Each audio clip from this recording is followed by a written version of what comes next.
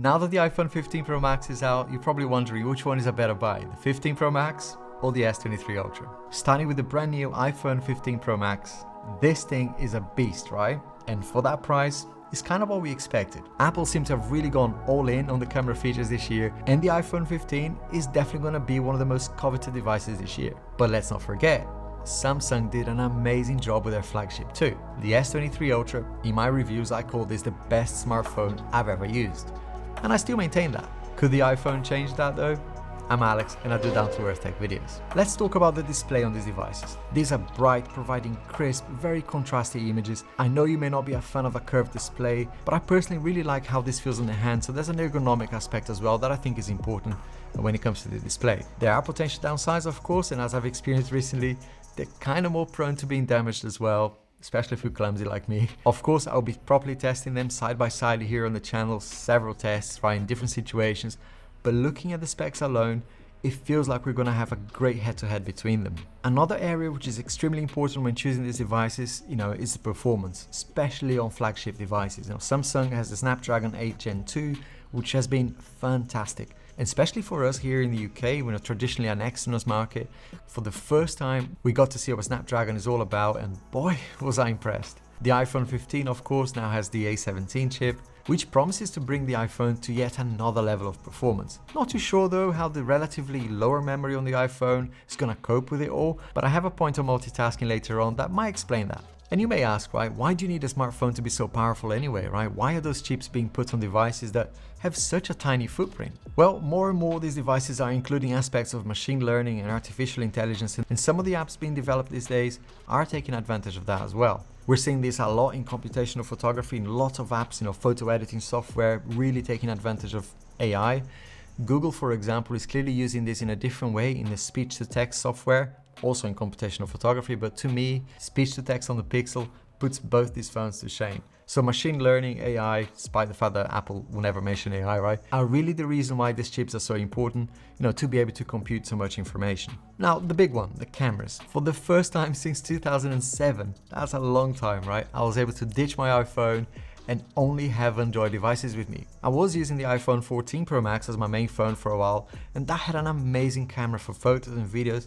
Really, you can't go wrong, right, with iPhones and camera quality. But the S23 Ultra came out and to me matched the iPhone, if not better in some situations. Now with the iPhone 15 Ultra, this changes a little bit. That new iPhone sensor is no joke. And like I said for the display, the same approach here for the cameras. I will be taking them both outside for a spin, testing 4K videos, point and shoot, ProRes, ProRAW, selfie cameras, audio quality, to really give you the best comparison possible. Now, a big point of discussion on YouTube is going to be battery on these phones, right? You're going to see lots of ridiculous tests putting the iPhone against the S23 Ultra in these drain tests. Let me level with you, I don't discredit those tests, but I do question how useful they might be. I will do battery tests myself and I've done them in the past, but the way I do it is a little bit different. I basically take the phones out for a normal day, in the wild, and I use them in the same way that you would.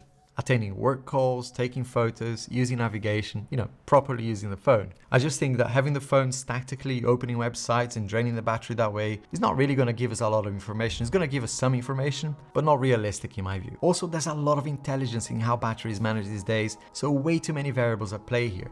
I'm pretty certain that the battery on the iPhone is going to be awesome and probably give us almost 2 days battery, which is what we get on the S23 Ultra. I'm pretty happy with a full day, if I'm honest. So to be able to afford missing a charge overnight is really cool. Sometimes that happens, right? And be able to kind of go into the next day without having to panic is great. But how about software between these two? Well, this is probably a video in itself, right? And I'll be making that video too, but let's do a quick run through here of the main differences between iOS and OneUI. Both OSs feel really fluid. Traditionally has been quite conservative, right, in how much they allow you to do in terms of customization, but it's really nice to see now that you can play around with a lot more settings than you used to, and you can really customize now the look and feel of the iPhone. But they kept it very Apple, right? It's very friendly, it's very easy to use. Samsung, I'd say, has way more options for customization, but it does require you to know a little bit more, and kind of some obscure settings and apps that you have to download.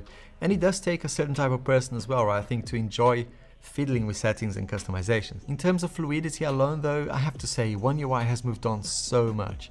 The ability to run multiple apps so easily and so flexibly is second to none really. Some might say this is a gimmick, but as you may have seen here in my previous reviews, some of these pairings of apps that you can have are real lifesavers. Which brings me to multitasking. Just before I talk about multitasking, just a quick reminder to like this video if you're enjoying it. It really makes a big difference to me, helps me, push the channel out there to other people. Don't buy my merch, don't buy super chat or whatever. A like and a share will be a much better way to support me, and I'll be here at least once a week in return with a new down-to-earth tech video for you. A bit of an overused word here on YouTube, I know, but I'll keep this very simple.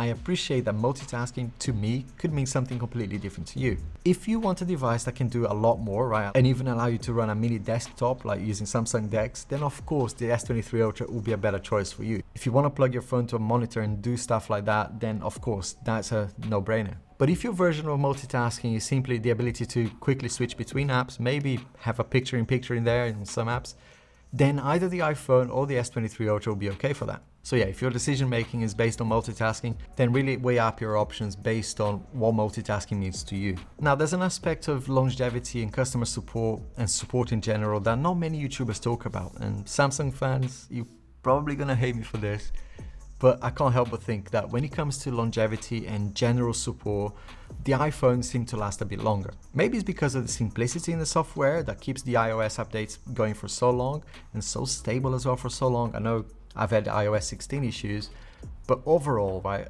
in the last 15 years, it's been pretty solid. But there's also an element of support too, that we gotta be honest, Samsung has a long way to go still, to make customer support better. It's good in some countries, terrible in others. My recent experience over here in Europe has been okay, but I'm always hearing some horror stories from people trying to deal with customer service at Samsung. Apple, on the other hand, seem to be improving on their customer support. I've dealt with them before and it just felt a little bit more human, I think. And I just hear a lot fewer complaints when it comes to Apple. But customer support is not the only support that matters, right? The software updates on Samsung seem a bit all over the shop sometimes. We do get regular updates now, but certain updates are, they don't go out to everyone at the same time. So some people globally could be sometimes missing out on important camera upgrades, for example, not just for a few days, but sometimes for a few weeks. With Apple, you know that when the update is out, everyone gets them at the same time, more or less. And in some cases, they will support the OS for a lot longer too. That is changing, but I think Apple still has an edge on that. Now, personally, I think there's huge potential on both these devices. It's quite hard to sort of pick one and say you pick the wrong one, right? So I think it's going to be very kind of personal preference based, and I'll be keeping my S23 Ultra here as my main phone, but the 15 Pro Max is looking really, really impressive, especially on the camera upgrades. If you don't care about those camera upgrades, the S23 Ultra could still be a better choice, especially given how much cheaper it will be now. Which brings me to an important question actually. What about the S24 Ultra? Well, you're in luck because that is my next video. So make sure you're subscribed for that, and while you wait, here's my other videos about the iPhone and plenty more comparisons as well that I think you might enjoy. See you soon.